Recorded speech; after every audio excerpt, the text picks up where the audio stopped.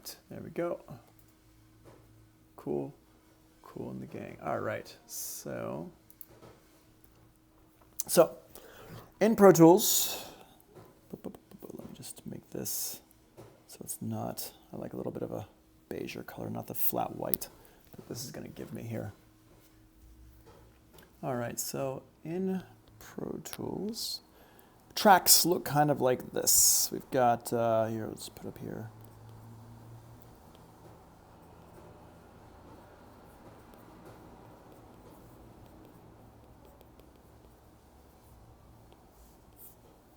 Pro Tools routing. So,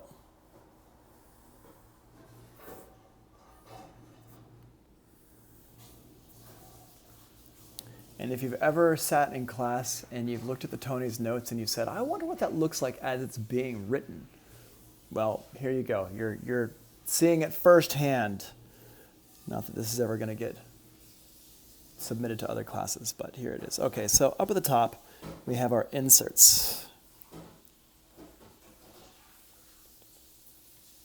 And then under the inserts, let's say we've got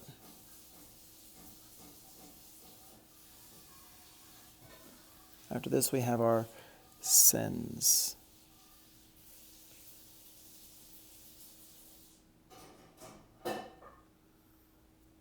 Okay, so far so good. And then we've got our I/O section.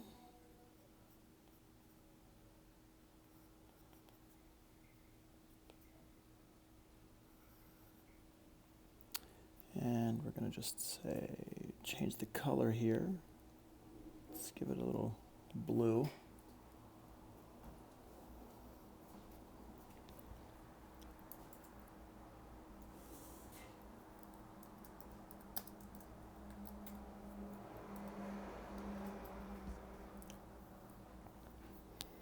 Input, output, and then down here we've got our fader section.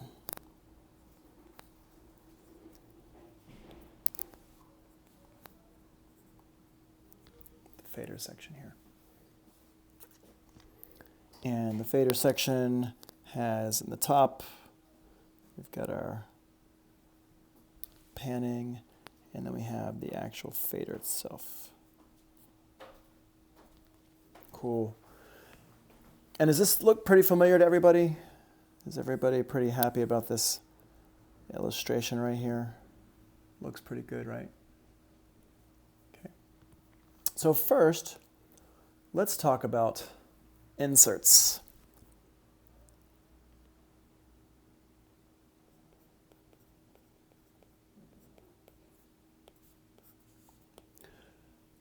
Somebody give me some ideas of what is an insert?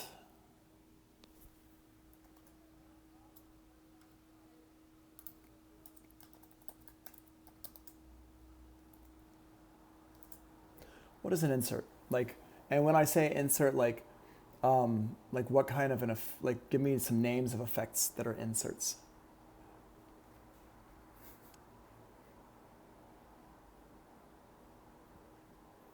Absolutely, compressor.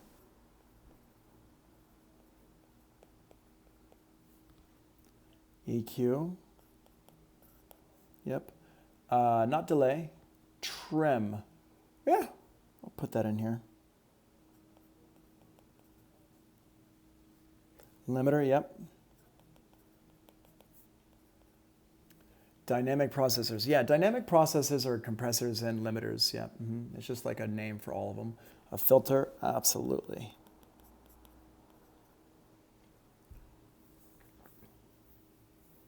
Anything else?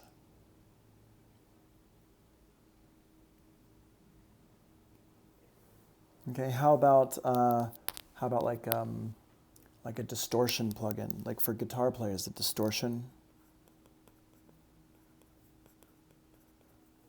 How about a chorus? A de-esser, yeah.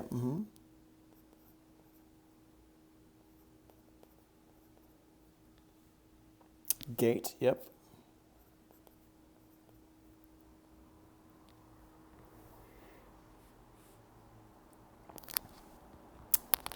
Flanger,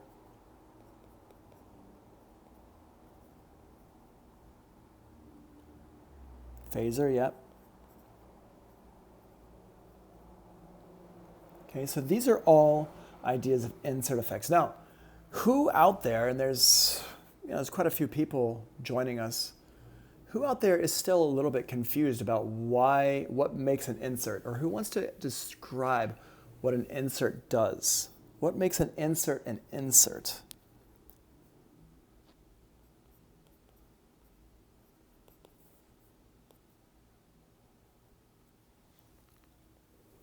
What is an insert? An insert affects the actual signal. Yeah, absolutely. The insert affects the actual signal. First thing that affects the channel strip. Well, it doesn't necessarily have to be the first thing, but I think you're thinking in the right direction. But I like, Joanna, what you said there. You put it on an audio track to change the signal. Yep, so these are all good answers. The insert effect affects the actual signal.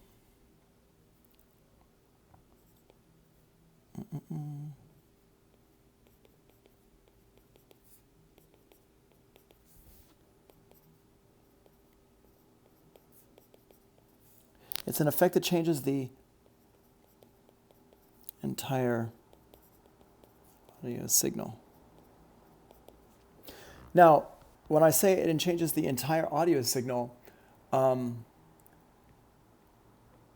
when do I know an audiophile needs further manipulations? That is pretty off topic.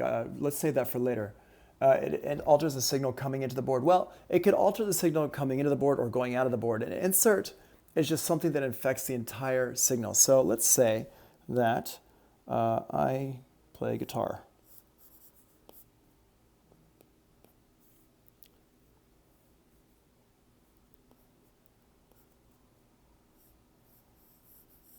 I have my guitar here. There's my guitar. And, well, okay. So I have my guitar, and my guitar is going into an amp and a cabinet. There's my cabinet. There's my amp.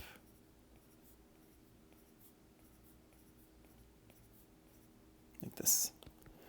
And amp.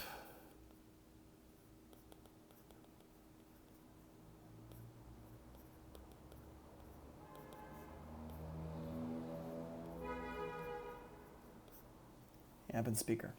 So my guitar goes in like this. Let's go ahead and put a red. Let's use purple. Boop, like that. So there it is. So the signal's going in there. And let's say that my guitar by itself, it just goes bring, bring, bring, bring, bring, bring, bring, bring, bring, bring, like that. And I want to change the sound of this. Well, what I can do is I can put a pedal right in here in the middle of things. I can put a nice pedal, boop, like this. And so now the signal is going into here, but what's coming out of it has now been changed. Oh, it's the whole, oh, I see how they did that. Interesting.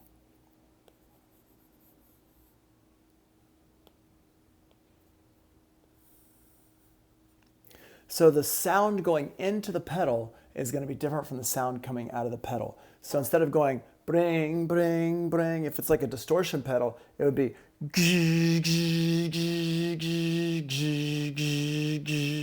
like that. And it would change the whole signal.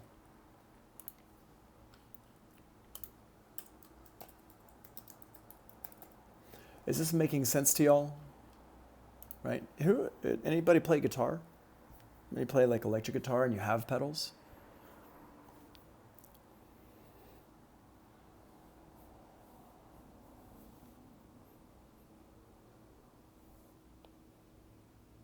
Nice. Okay, RJ does, Lincoln Hearts, Jeremy. Oh, Jeremy, wait, did you? Did I get you?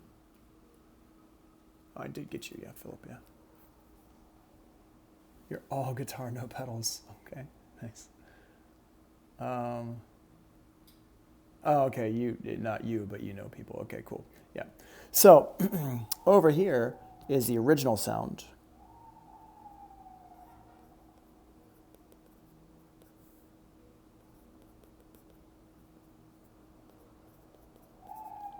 And this is like the original sound, the sound that comes straight out of the guitar. And then what happens is over on this side is this is the sound that has been affected by the pedal.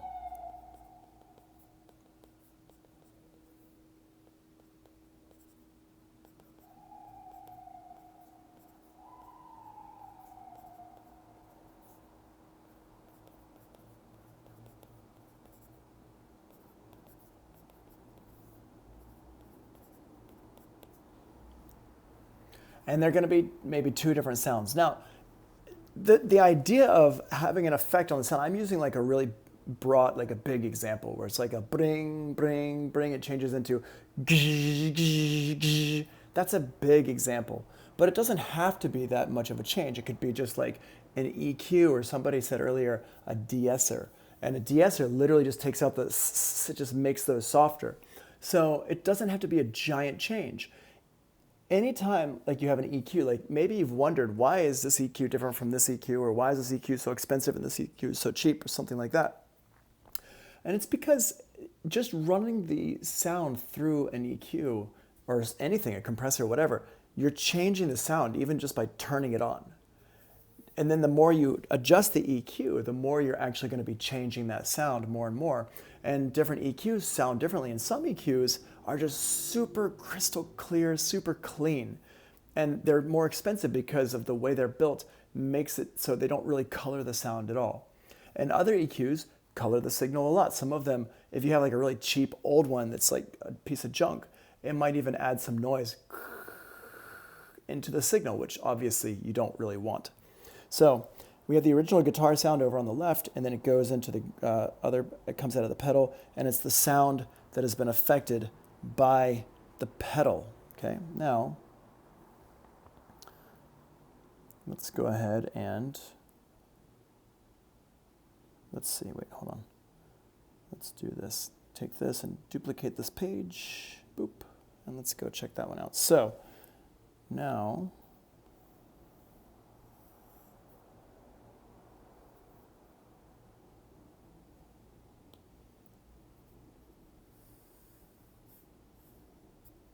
if we have a chain of effects, what are some good, not super expensive EQs? I'm going to tell you my favorite EQ in just a second. Let's come back to that question. It's a great question, though. So let's say I have a few different pedals. So now, if I zoom in on this, the sound is going to be changed as it comes out of here, goes into here, and then it's going to get changed again. Comes out of here, goes into here, and then finally it's going to get changed again. So it comes out of there and goes up into here. And this is what we call an effect chain.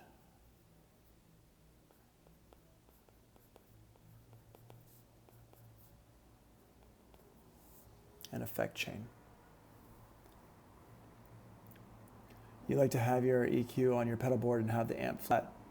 Cool, nice. Yeah, and is there a reason why? And what are you saying? What would that look like? You mean the effect chain? Is that what you're asking about? I'm talking to Zane Darko.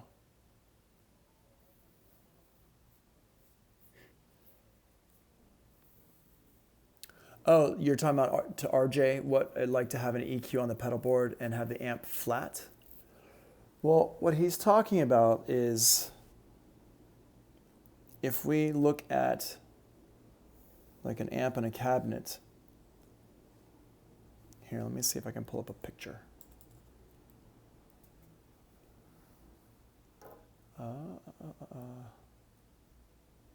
Let's see.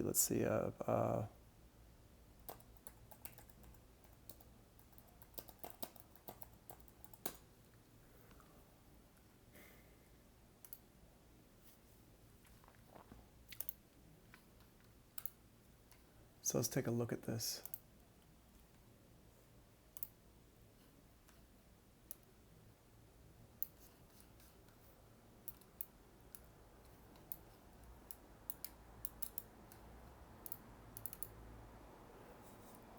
I like the EQ on the pedal board because it's close proximity. I don't have to go back to the amp to dial and set it. Yeah, that's a good idea. So if we look at this here, it's maybe a little bit hard to see. Let me zoom in a little bit more. If I look over here, you can see all these knobs here. These knobs are all your EQ here. And this one here is like a reverb. Here's your input for your guitar. And then you have the gain, the bass, the middle, the treble, reverb, volume, effects, delay, and then the master. This is like a fancy one. It's got like a lot of effects and stuff on it. So in here, he's got an EQ right here, but he's got, which pedal do you have, RJ? So I can just put the exact pedal in so we can have a look at your exact pedal.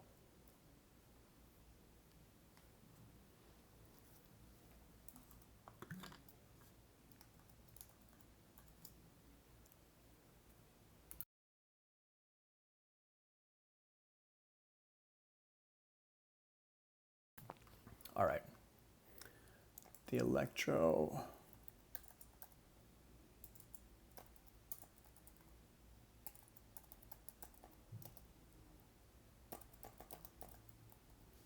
Bass battalion.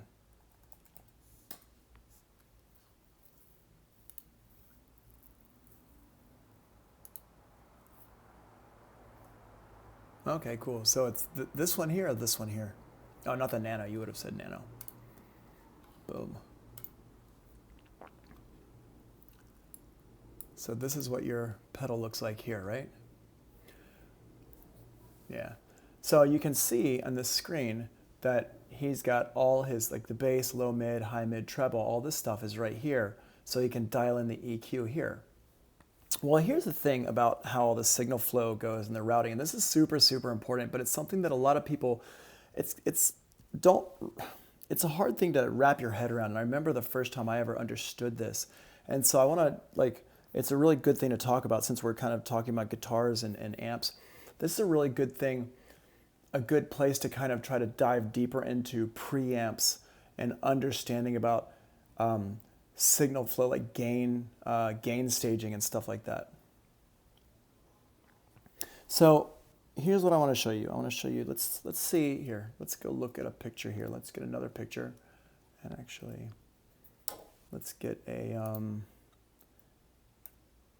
universal audio preamp.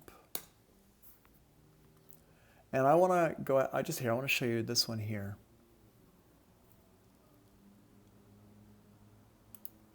What does this one have on it?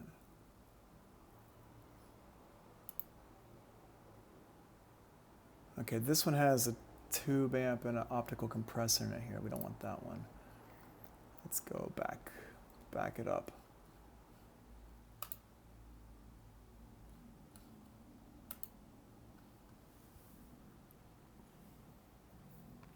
Okay, plus my amp at home doesn't actually have an EQ settings, just a light dark switch, so it's quite essential for me to have an EQ on my board. Oh yeah, what amp are you using, RJ? Let's take a look at it. This is quite interesting. Fender.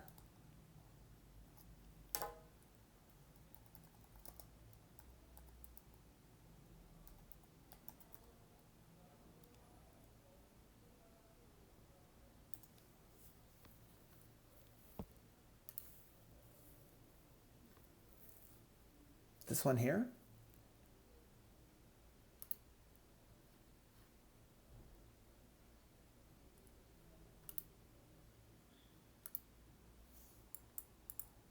Nice. I don't want you to check my, let's see here, Cairo.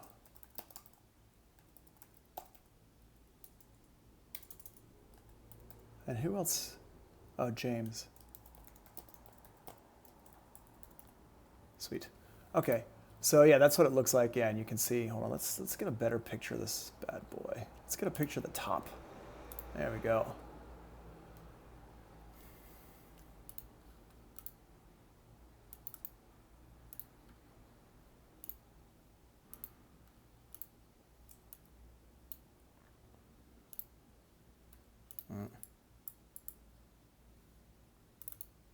I don't, oh, I hate that. I'm gonna go to Sweetwater. So I like the way they're, see if they have it. Oh, interesting, okay. So let's see here, Fender, Excelsior, I think they probably don't have one, or else it would have popped up. No, just the eye came up to me, oh, it's okay. But anyway, here, let's see, what's this?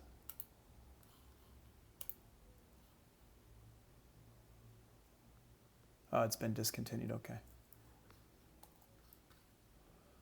Well, anyway, I'm just gonna put this up and I'm gonna zoom in over here on this, on the right, so you can see. So it's just got a tremolo and a volume on it, and just a guitar, mic, accordion, huh?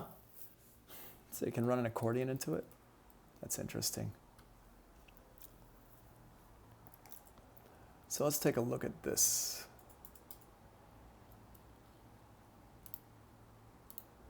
This one here, and let's talk about this gain stage here, because I want to talk about like how this stuff works and why, because what we're going to do eventually is we're going to reach back around to this here. We're going to come back around to this here where I talk about the effect chain and the signal flow effects chains. And signal flow, because this whole, what I want to, this whole thing today is really supposed to be a review before we get into using the iPad and, I mean, making beats with the iPad and stuff, but I want to review signal flow and effects chains and stuff like that, so you really understand why each piece of the puzzle is doing what it does. And it's one of the most important things that you can learn about. So in here, I want to show you this picture here. Universal Audio, this is a preamp, and it's got a gain. This is the Universal Audio 710.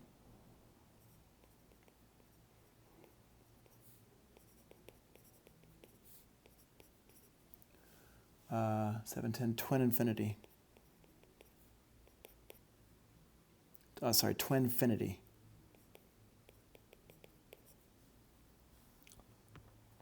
And this one has a combination between tube and solid state.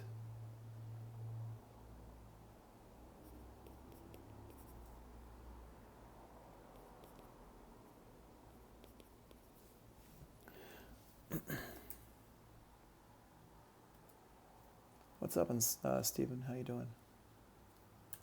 Thanks for letting me know.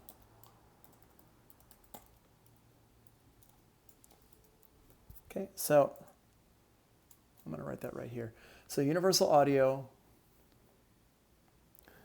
710 Twin Infinity, and that's a different. It's got a tube and a solid state. Now, basically, what this means is the tube part is. This is an actual like amp tube. It's like as you go into it harder, it starts to add harmonics to the tone. So it's a colored sound, meaning that it's not a clean sound. It's got a color to it. So it's a colored sound.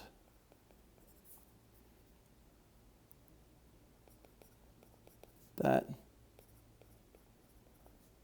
becomes more distorted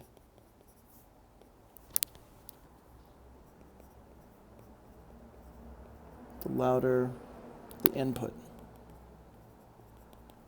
That's really important to understand. Oh, Jeff, you're here.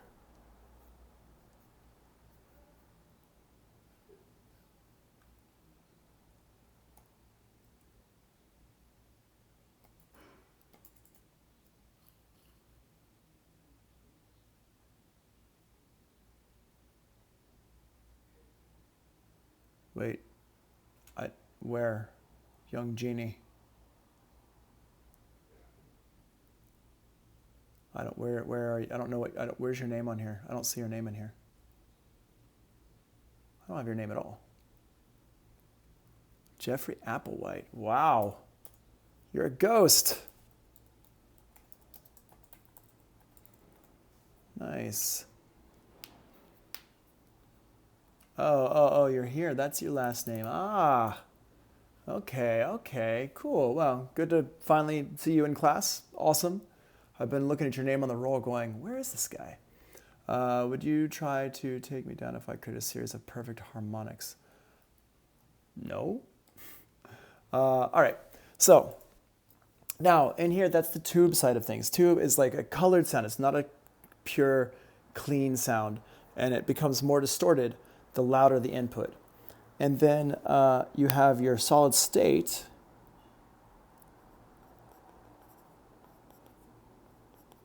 And my advice is if you're really serious about learning this stuff, my advice is take notes as I'm actually going over this and then rewatch the video and stuff like that. Like this is the best way to kind of do this stuff. But all right, so solid state. And solid state is actually a transistor, which is like a little microchip, right? Yeah, no, totally. No, thanks, man. No, it's all good. It's all good. I'm fine. I'm glad you're here. So solid state, and solid state is like a really clean sound.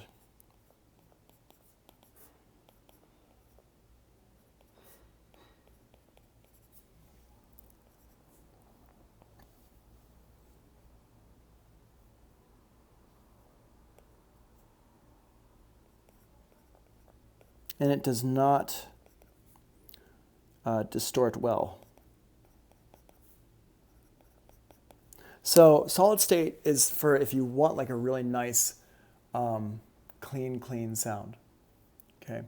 And so this amp has two of them. So for today, what we're going to talk about is the tube side of things, not the solid state side of things.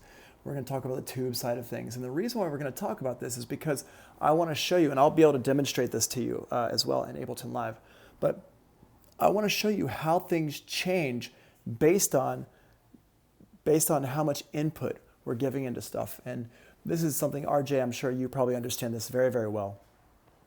Just because you're dealing with amps, and anybody who deals with guitars and amplifiers and stuff like that is going to understand this better than somebody who doesn't really deal with that kind of stuff. Like for a long time, long time meaning like years and years and years, over 10 years, I was dealing with drum machines and keyboards and mixers, and that's it. And I never had amplifiers, and I never had amps. I didn't do a lot of vocal recording in my studio, and I didn't do any guitars. I don't play guitar. So after I started hanging out with guitar players more and more when I got older, then I started to learn about this stuff, and it was fascinating to me. And from a production point of view, really understanding how your levels and how your order of things really affects your sound is so important. You learn a lot about things to your pedals, amps, and guitar basses. Yep, absolutely. That's the way to do it. Okay. So we've got here, now if we go back and look at this picture, and what I'm going to do is I'm actually going to grab Sean Lewis.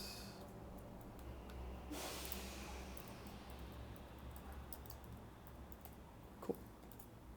I'm going to grab on here, whoops, that's the wrong thing. I'm going to go in here and I'm going to say, what was it? That was the Universal Audio 710. Oop. And I'm going to grab this just so we can have it in here as a picture. Sweetwater, tap on you. Let's enlarge. Boop.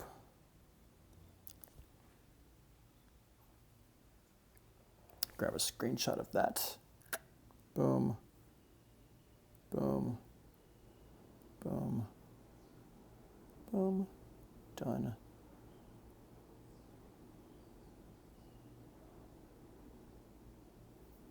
Can we bring it in here? Nope. Save to photos. Let's go in here and grab it. Oh yeah, there we go, cool.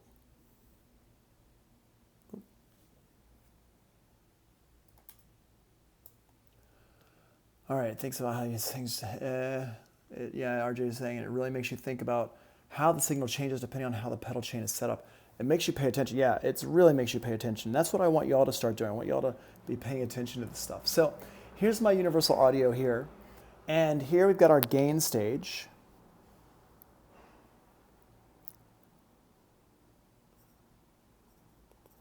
And this is the input level. And here it says level. And this is the output level. And here in the middle is our mixer thing. Let's just say this is over here on, boop. Let's see, does it have a white color? Oh, it does. I can just erase that. That's so funny.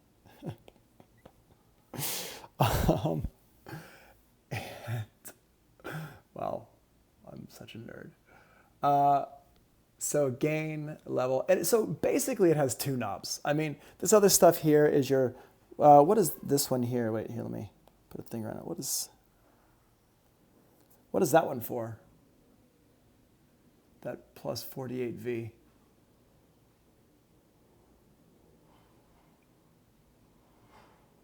What is that plus 48V there for?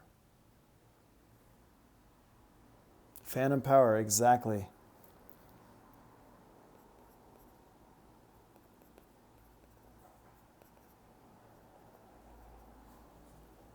Phantom power, yep. Mm-hmm. And then down here is to switch between the mic input and the line input. Here is a pad, 15 dB pad to make it quieter. Let me change the color on this. So your input.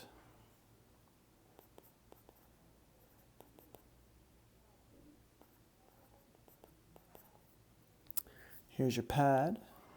Here.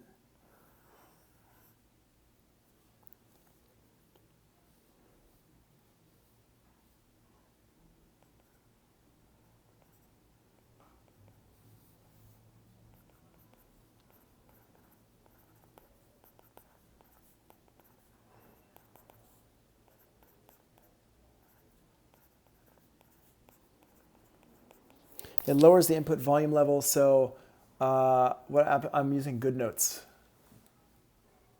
It lowers the input level for these. So if for example, if you want to use this for a vocal, you would have the pad off. But then if I clap my hands, it's gonna make it so it's gonna, if I clap my hands, it's gonna be like louder sound. Or if I'm like recording a guitar or something like that, and I want to make it so it's a softer sound, then I just turn the pad on. Over here is the output and drive. I actually don't know what that one does in the case of this preamp here. Oh, this is meter. That's your meter. MTR is meter. Here we have the low cut, which is like a filter.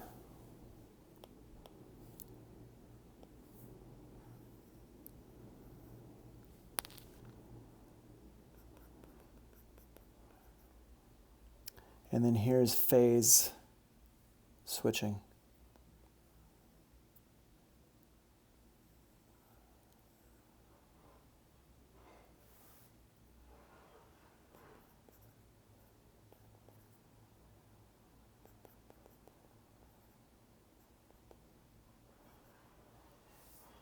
There you go. Oh, if you're on an iPad instead of a computer. Wow, there's a 10-second lag? Goodness. That's a huge lag. Yeah. All right. So these things here, this stuff, this is like basically what this is. And the high Z is like a guitar input here.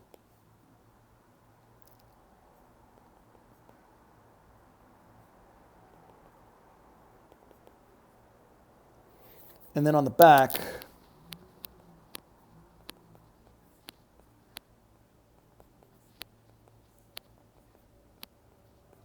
XLR in, and probably also 1/4 inch in.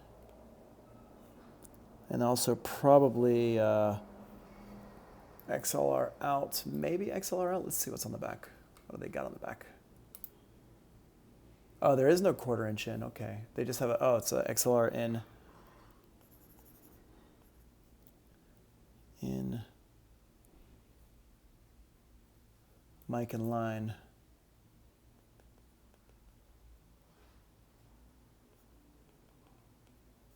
And then also XLR out.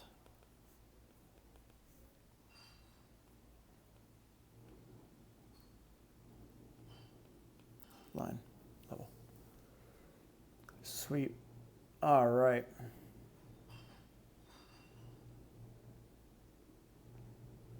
Cool. All right. So what we're going to do is we're going to take a break for like 10 minutes and come back here. Let's come back at 3:05 and continue with this stuff because and I'm going to pull up Ableton Live and show you some stuff and everything like that. All right. Cool. Any questions? And everybody can see the screen okay? Everybody's good with stuff, I hope. Should be. Cool. All right. Nice. So let's be back in like at 3:05. Cool. Cool, cool, cool.